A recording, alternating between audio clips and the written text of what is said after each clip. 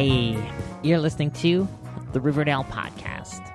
This is episode number 101. My name is Jonathan. Welcome to lovely Riverdale, USA.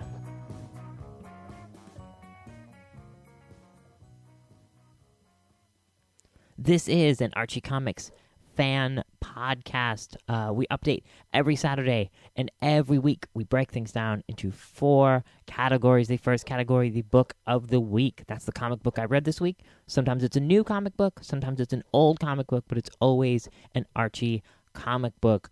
We then move on to the news of the week. That's what happened in the world of Archie in the week since our last podcast. Then on to new releases. That's what came out this past Wednesday, will be coming out this coming Wednesday from Archie. And we're going to wrap up today talking about the Archie Riverdale Rescue game. I want to thank everybody who downloaded and checked out the 100th episode last week. We had a big extended episode last week, almost an hour long. It was a conversation with Dan Parent. Super, super exciting.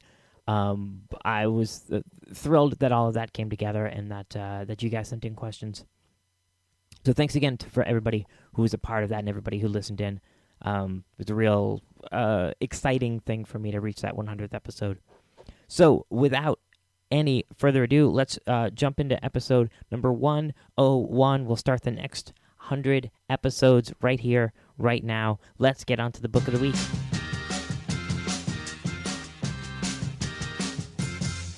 This week's book of the week is The Fox, number 4. I'm fairly certain that we talked about The Fox number 1 when that came out back in October. And this is an exciting series. It's a big win for Archie, for sure. This is the second book from their revived Red Circle Comics imprint. We got The New Crusaders. That wrapped up last year, that miniseries. And that was a lot of fun. And we get this one, The Fox, another classic MLJ, old school Archie superhero character, and this time with a little more of a sort of heavy hitter team in terms of artwork. We get Dean Haspiel, who came in with this concept and brought it to Archie Comics, from what I understand, and Mark Waid co-writing, coming in with dialogue. So this is a real boon for Archie. This is a real exciting book to have these sort of big-time mainstream creators come in and work for them. So I was curious as to how this all was going to work out. And I read the first issue. We talked about that back in October. And I liked it quite a bit. And then that was sort of a standalone story. And when we launched into this story, which is ultimately going to be a 5-parter, wrapping up with the next issue, the 5th and final issue of The Fox, which is a miniseries. When we got into the story that we're running through now, I got a little bit lost. I got a little bit confused by the storyline itself, and intentionally so. The premise, as I understand it, is that the Fox is sort of tasked by this mysterious queen to go into this evil realm and find and rescue her king. And that seems simple enough. And when you get into it, it reads a lot like... I found it read a lot like some stuff of like Mike Allred's Madman. There was that trippy, odd, non-linear kind of storytelling going on. And I was finding it difficult to really find something to grab onto. And with this issue, everything really coalesced for me. Everything really gelled together, and I'm really, really excited about where the series is going now. And now I'm really upset that we're only going to get one more issue after this. Let me tell you a little bit about what's going on. As I said, the Fox is going through this mysterious world, and in the last issue, he fought this monster, and after defeating the monster, he found inside The classic character Inferno, who I'm unfamiliar with, is apparently a Mighty Crusaders character, Inferno. And we find that there are many people in this sort of sunken, strange dimension who have been transformed into monsters. We find that, in fact, the king himself has turned into a monster. So the task then becomes the Fox and the Inferno working together to defeat these monsters, and they free another classic character, the Marvel. So this is cool. This is bringing back these classic characters like one at a time within the context of the story. And we get some great fighting scenes through here and some really just big panels. I'm not familiar with a lot of Dean Haspel's work. I mean, his reputation preceded him. I knew his name, but I've not read a lot of his work. But his composition of these pages and just making them big, just 4 or 5 big panels on a page, and like big sound effects, big action. Not afraid to throw in like a big splash page in here. And with Mark Waid in here credited as writing all the dialogue, Dean Haspel conceives of the story, draws them out, sort of Marvel style, sort of Kirby and Stan Lee style. Mark Waid comes in to write the dialogue, and he's writing this great, like, quippy, like, Spider-Man style dialogue. Everything's a little bit jokey and a little bit light, but it doesn't take away from the stakes of things. There's a real classic superhero vibe to this, which is very, very intentional, but it's not ironic. It doesn't seem heavy-handed. So as I said, it's been sort of a non-linear story. It's been the Fox in this strange environment where he doesn't know what's going on, and you as the reader don't know what's going on. But the hook at the end of the issue, and this is where we're going to get spoilery, but I think this will push you to read the issue. So skip ahead if you don't want the series spoiled, if you're going to read it anyway. But if you're on the fence about reading it, here's the cool thing that happens, is that with the second issue, we got these great backups of the S.H.I.E.L.D. Classic S.H.I.E.L.D. story, old school World War II S.H.I.E.L.D. story by J.M. DeMatteis and Mike Cavallero. Mike Cavallero art on that is fantastic and not a style that you see in modern superhero comics as much as you should. So you've got the A story of the Fox and the B story of the S.H.I.E.L.D. And with this issue, they meet one another. I really thought that they were running, on parallel tracks. It didn't even occur to me that they would come together. And in fact, the end of this issue, the end of each of the stories in this issue ends at the same point, which I don't want to give away. But we end the Fox portion of the story with the Fox in a very precarious position, and we end the S.H.I.E.L.D. story with the S.H.I.E.L.D. in a very precarious position in the same room. This is fantastic. So you have this Fox story that has him meeting up with these classic MLJ characters. He's hanging out with the Marvel and the Inferno, fighting monsters, fighting bad guys. And then you have this S.H.I.E.L.D. story taking place in World War II, but told as a flashback. So this is your tie to the new Crusaders that brings it all into this new continuity. The S.H.I.E.L.D. story is being told as a flashback. It's the S.H.I.E.L.D. and that monkey, that chimp, whose name I'm forgetting, from the new Crusaders series, being told this story. And so this brings everything together, not just the S.H.I.E.L.D. story and the Fox story, but the new Crusaders story, and brings it all together. And I totally nerded out when I saw this. I was really, really excited because I love continuity. I love universes. I love big universes. I love characters overlapping and meeting one another. I mean, that's the thing that we love about, the Archie World Tour story right now. is that you have, Katie Keene showed up in the most recent issue. You have all of these great characters from other places overlapping, and that's always a rad feeling. And it's also really exciting that they're building up this superhero universe. This really feels like there obviously a lot of thought is going into these stories, and I'm really excited to see where the superhero universe, the Red Circle universe within Archie Comics is going. And this is the comic that made me super excited about that. It really seemed like the New Crusaders was a fun series. The Fox story was a good story. The S.H.I.E.L.D. story was getting really interesting. And with, just a couple pages, just a couple panels, it shows that they've got all this stuff wrapped together. Everything coalesced right at the end of this issue. And I am so thrilled about the Fox.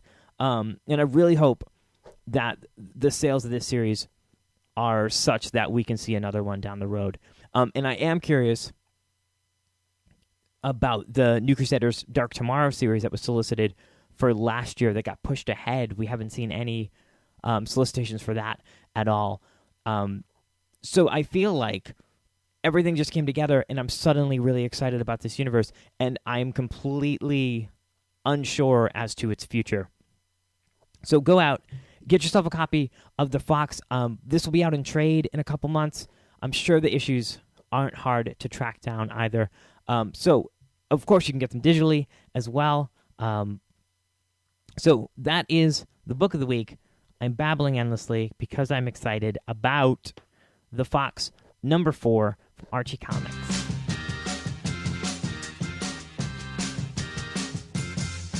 All right, in Archie news this week, there's a few things that happened over the past couple weeks. We had an unconventional episode last week.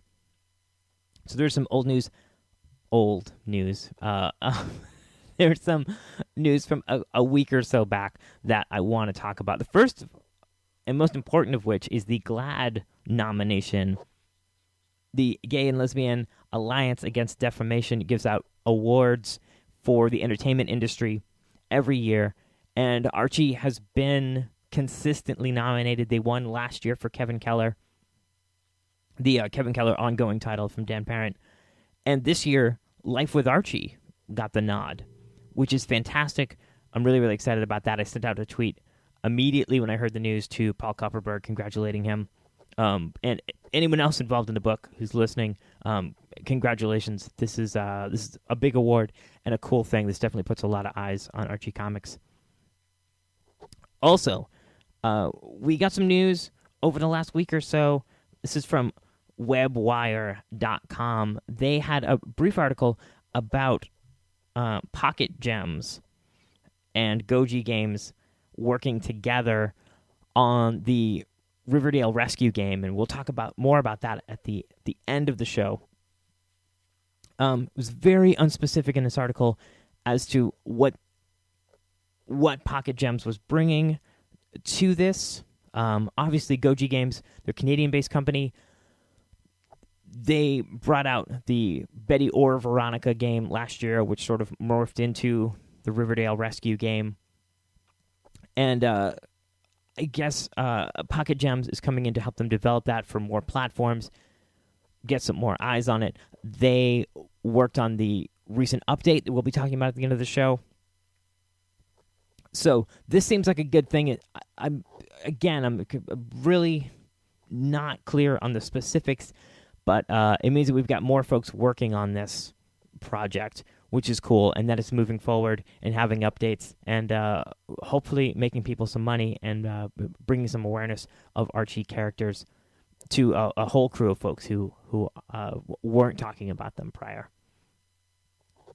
This past week, I guess last week, we got a teaser image for a crossover between Mega Man and Mega Man X. And this past Monday, earlier this week, we got an interview over on Destructoid.com with the editor, Paul Kaminsky, and the writer, Ian Flynn, about what's going on with that crossover. It's going to launch with Mega Man number 37 in May. And they are constructing this story in such a way. It was a good interview. Mega Man is set in the not-too-distant future, and Mega Man X takes place far, far beyond that in a sort of dystopian universe, from what I understand. And this story is going to have them meet up and fight side by side. That should be really, really cool. I don't think that's something that's happened in any media yet. I'm not super familiar with the video games, but I'm excited about this. Mega Man X backups are going to start showing up in issues 35 and 36, I believe, leading into this. Also, Mega Man, the free comic book day issue, the Mega Man Sonic's flip book, is going to have a lead into this as well. So that's cool. It's always good to know that people are psyched and doing exciting things for them within these titles. When you read that interview with Ian Flynn and Paul Kaminsky, they both seem really, really psyched about this project. So it's cool to have exciting things coming up in those adventure books. Finally, something that is not specifically Archie related, but I'm curious as to see how this shakes out. This was over at Sega.com. This was on their blog this week. They announced a new sort of, I guess not a reboot, but a refresh for the Sonic the Hedgehog properties. This is all entitled Sonic Boom. There's a computer animated series coming out, a 3D animated series, as well as obviously a new video game, always, a new toy line from Tomy, a big sort of refresh of that property. And I'm curious to see, this is all going to launch by the end of the year, this year. So I'm excited to see what Archie has planned to tie in with this. I can't imagine that they're going to start a new continuing book to tie into this. So I assume there's going to be some sort of quote-unquote synergy between the comics and the animated series and the toys and the video games. So that, I think, is a cool story to follow. I'm excited to see what comes from that. Finally, this week, I completely dropped the ball on Stan Lee's The Mighty Seven. That first animated movie premiered on the Hub this past week. Totally cool. I had completely forgotten about this. John Troughton blogged about that, mentioned it on the Archie fan forums. Stan Lee's Mighty Seven continues to be one of the strangest media properties tied into the world of Archie, by far. So I'm excited to see that. If you have the Hub, you should check out Stan Lee's Mighty Seven that premiered. I'm sure it's rerunning like crazy on the Hub. So those are your news stories for the week. We got the GLAAD nomination for Life with Archie. We got Pocket Gems teaming with Goji Games for the Riverdale Rescue game. Mega Man X teaming up with Mega Man coming up. And the refresh of the Sonic franchise, Sonic Boom, coming this fall. You can check out links to all of those stories over at RiverdalePodcast.com. We post for this episode, have links to all those stories.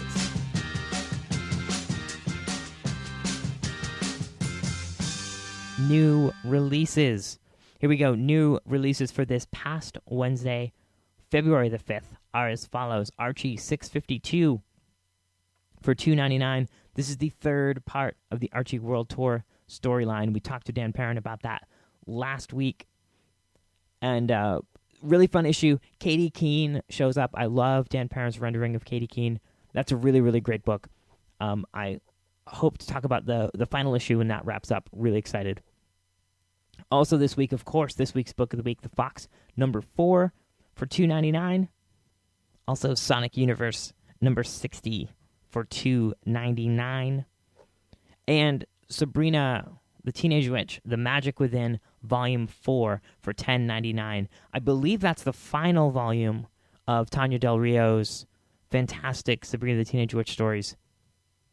There are still some unaccounted for issues, the Young Salem tales that came in right after those. So we'll have to wait and see if those are going to get collected.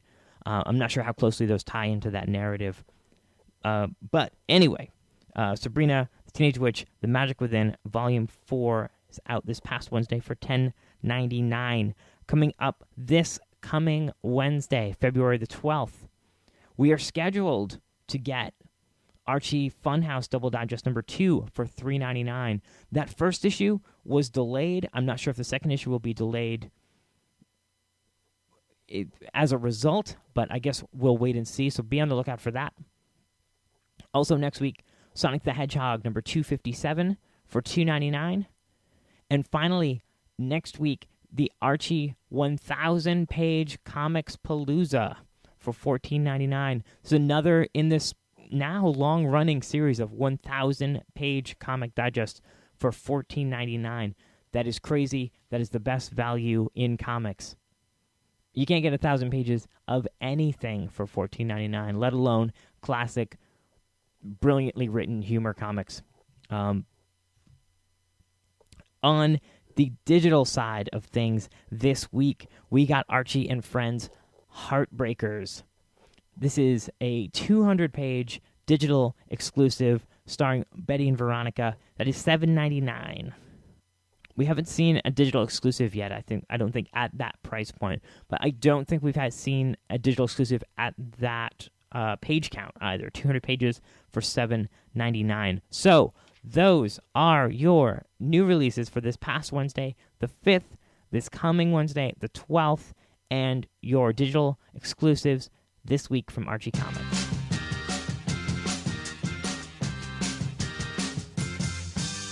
All right, finally, this week, I spent some time, I delved back in to the Archie Riverdale Rescue game.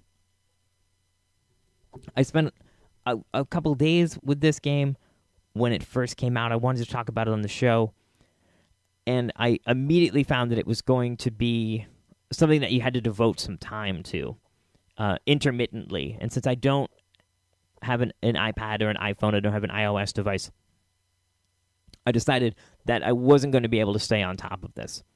And the way that games like this are structured, you're meant to spend a little bit of time every day sort of picking at it, working on it, playing with it, tweaking it, unlocking new characters and things like that. So I largely set it aside. But owing to the updates that they've done, they did a Christmas time update, which completely overhauled the look of the characters and the town, and most recently a Valentine's Day update. And as we talked about just a few moments ago, with Pocket Gems coming in to help out Goji Games on producing updates and bettering the gameplay and things like that, I decided to go back in and spend a little more time with it and see what it's like now. Obviously, a lot of changes have been made since last summer. I believe last summer when I played it, it was still called Betty or Veronica. But so I went in, I loaded the update on my borrowed iPad, and I took a look at the game. And I still feel that if you're going to play this game, you got to devote some time to it, for sure. It's got to be not a lot of time on a daily basis, but a little time on a daily basis for this to be a rewarding game to play. For someone like myself, who, as I said, I didn't play it since last summer, I jumped back in for 2 or 3 hours last night and sort of poked at things and pressed buttons and stuff. Picked up money and cleaned the floors at Pop Tate's and stuff. I found it to be a super fun game. If I owned an iOS device, I would definitely get dragged into it. I know that a friend of the show and former guest John Troughton is big into the game. He's doing a lot of blogging about that over at johntroughton.blogspot.com. You'll find a lot of stuff about the updates to the game and stuff. One thing that's great about it, of course, is that it is free. You can go and download it for free, and then there are in-game add-ons and stuff that you can pay for, which is how the revenue is derived from the game. I guess I should mention, going back a little bit, the premise of the game is that Archie and his friends, the Archies, have come back from tour, and Riverdale has been destroyed. It is totally run down, and they have to go through and fix it up. And along the way, you're doing lots of little side tasks, you're earning money, and you're building friendships. That's a big part of the game, is taking characters and having them work together on a task, and building their relationships out of that. One thing that I didn't remember from my time playing it last summer when it first launched was the concept of milkshakes. There are a number of things. There are experience points that you rack up. There is money, in-game money that you rack up. And there are also milkshakes. And you need a lot of them in order to unlock other characters. There was a point I got to in the game where it wanted me to unlock the hot dog character and have Jughead's dog come into the game. But I needed 130 milkshakes, and I only had 11. And I couldn't figure out how to get more. And there was like a time limit. There was like a window of 24 hours in which I was able to get Hot Dog. And I couldn't figure out how to get him. And honestly, I got a little stressed and upset about it. I felt a little like Hot Dog was being held ransom. But on the whole, in the scope of things, not a game that's necessarily built for me as someone who's not a gamer, who's not even a casual gamer. But it's hugely, hugely significant, and I hope successful. It definitely is the biggest multimedia situation that Archie has going right now. I mean, we talked about earlier in the show Stan Lee's Mighty Seven, which is, an animated movie that's on cable, that it does have ties to Archie Comics. You do have on the same network the Sabrina the Teenage Witch cartoon that's running. I don't know how successful that is. But in terms of media presence, in terms of multimedia, the characters being seen outside of their original context in comics, this is the biggest thing we have going right now for the Riverdale characters. And I think it's successful. I think it's interesting. I think it's fun. I think it's compelling. And I think there's a lot of value to it. And I'm excited to see how it works out. I'll definitely be dropping in from time to time. I'm following up on John's blogs about it. I'm definitely excited about it and a little bummed that it's just not for me. But as I said, it's a free download. If you have an iOS device, it's definitely worth your time and your $0 to go check it out, play it, give it a try. Archie Riverdale Rescue. Go find it in the App Store.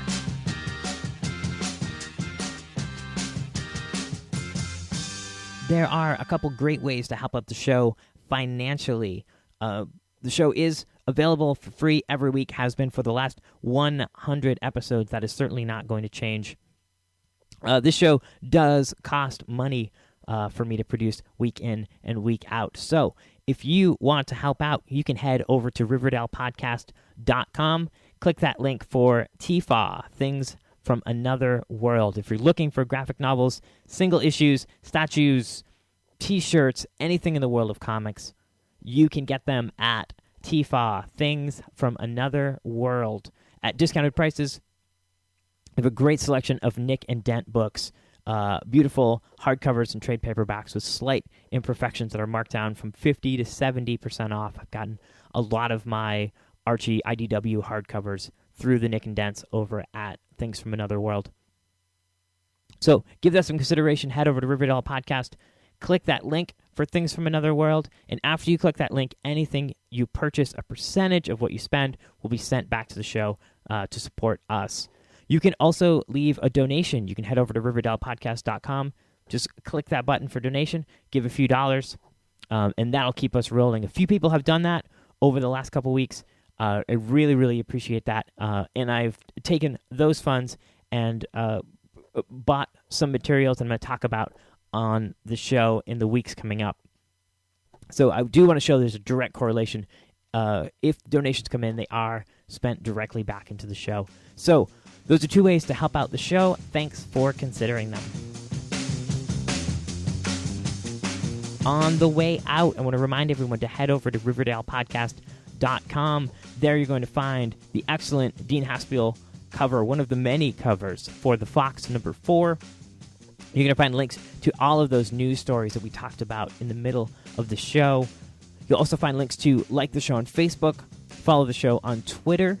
You'll find a link there to head over to iTunes and write a review for the show. I would love to get a few more reviews for the show, get a few more eyes and ears on the show. So if you have a moment and you're listening through iTunes, head over and leave a review. That would be fantastic.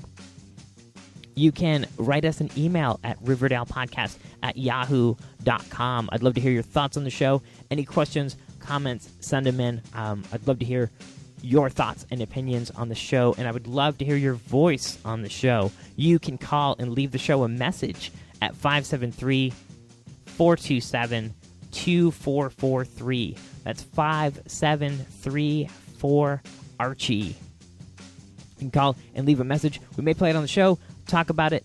I would love to hear your voice here on the Riverdale Podcast. The Riverdale Podcast is part of firstcomicsnews.com. Head over to firstcomicsnews.com for all of your comics news, reviews, podcasts, constantly new stories going up over at firstcomicsnews.com. So I think that's going to do it for episode 101. As I said at the top of the show, the first in the next 100 episodes of the Riverdale Podcast. Thanks for coming along for the ride. Thanks so much for listening. Again, my name is Jonathan, and I'll see you again next week here in lovely Riverdale, USA.